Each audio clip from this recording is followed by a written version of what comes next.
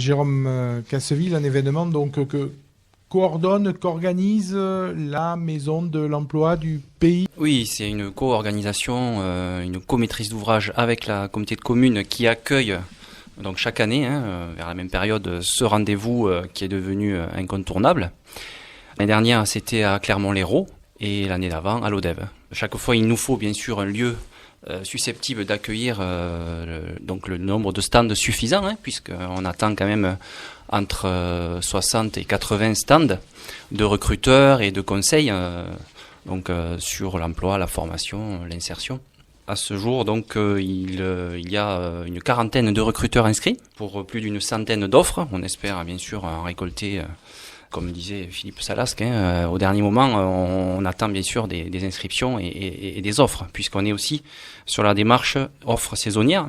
On est en plein là sur les recherches pour la saison, mais pas que. Il va y avoir des recrutements sur différents contrats en tout genre. Voilà, et donc vous avez sollicité, fait appel comme les années précédentes aux entreprises pour venir, les inciter à venir ce jour-là à vos côtés. Tout à fait, donc c'est bien une manifestation partenariale, ce qui est le rôle de la Maison de l'Emploi, de coordination, puisque l'acteur principal c'est bien sûr Pôle Emploi, qui fait d'habitude cette relation, cette mise en relation offre-demande. On a le service insertion RSA, revenu de solidarité active du Conseil général, on a la mission locale jeune. On a les consulaires, les chambres consulaires, les syndicats patronaux de salariés qui s'impliquent aussi au travers des instances de la Maison de l'Emploi pour mobiliser tous les acteurs et tous les publics. Et justement, à qui s'adresse, on le disait avec Philippe Salasque, cette grosse matinée? Alors en fait, elle s'adresse demandeurs d'emploi, les jeunes, les moins jeunes? Tout à fait, tout public. Pas de 7 à 77 ans, mais en tout cas tout public, c'est-à-dire demandeurs d'emploi. Mais aussi les salariés, puisqu'il y a des stands de conseil sur la formation. Donc la formation continue, il y a un acte important en mars 2014 avec une loi sur la formation qui a réformé la formation professionnelle continue. Donc ça, on donnera des informations aussi pour les salariés, pour les chefs d'entreprise, pour ces dispositifs de formation. Et donc les jeunes, bien sûr, avec l'aspect, et les moins jeunes d'ailleurs, sur les aspects de travail en alternance, formation en alternance. Apprentissage ou contrat de professionnalisation, qui peuvent aussi être un vecteur important d'emploi.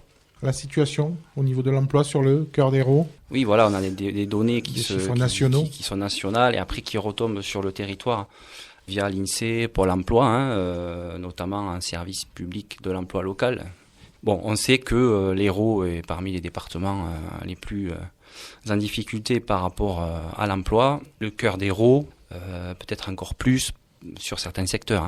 Donc c'est pour ça que ce genre de manifestation, qui fait écho en fait au TAF, le salon TAF. Donc c'est travail, emploi, formation, voilà, qui est organisé par la région. Ici, nous, on organise, c'est un peu le même principe, mais c'est sur un territoire où on a besoin de répondre à des difficultés de mobilité, pour les demandeurs d'emploi, mais aussi en général pour les salariés et pour les entreprises par rapport à leurs activités, quoi.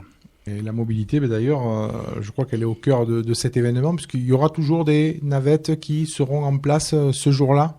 Oui, l'intérêt de Saint-André-de-Sangonis, c'est que c'est bien desservi par le réseau de transport en commun, d'Hérault Transport. Donc ça, on l'a mis en avant, on va le mettre en avant.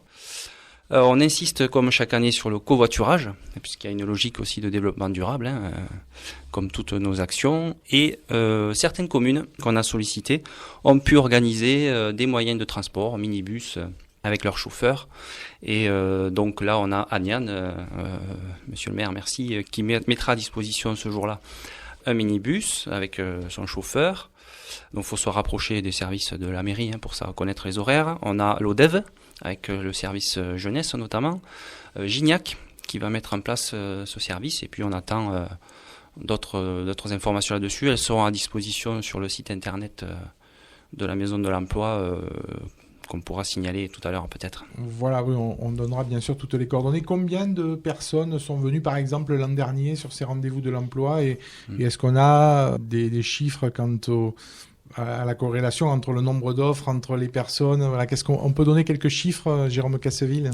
Oui, alors la référence de l'année dernière, elle est très positive en termes d'offres affichées. 190 offres proposées ce jour-là. C'est très intéressant pour en très peu de temps pouvoir candidater sur plusieurs emplois. Et en termes de fréquentation du public, bon là c'est toujours à double tranchant, hein, puisque bien sûr on sait que la situation de l'emploi est celle qu'elle est, et donc il y a beaucoup de gens qui est potentiellement concernés par la manifestation. Mais il y eu 1500 visiteurs, hein. Donc on fait un comptage précis, donc c'est dans la moyenne de chaque année. On a eu jusqu'à 2000-2500 visiteurs, hein, pour l'ODEV, où c'est un centre de ville, donc c'est peut-être plus facile aussi d'accès. Voilà, ces rendez-vous de l'emploi qui font partie d'un programme plus général, objectif emploi en pays cœur des